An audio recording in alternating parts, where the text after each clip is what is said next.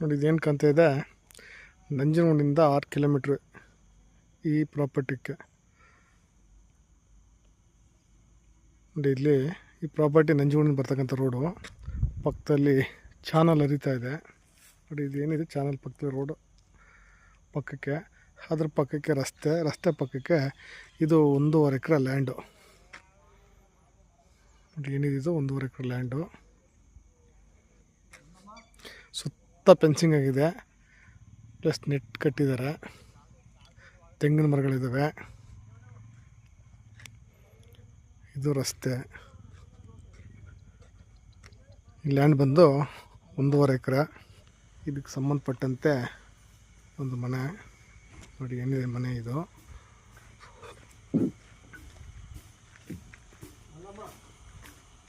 ಮನೆ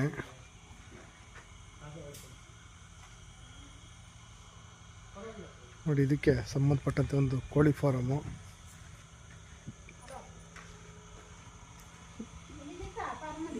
guest house ಥರ.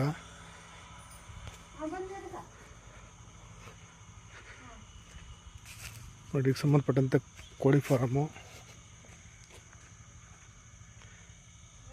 ಏನಿದೆ ನೋಡಿ. ತುಂಬ ಬ್ಯೂಟಿಫುಲ್ ಆಗಿದೆ ಲ್ಯಾಂಡ್ ಇದು.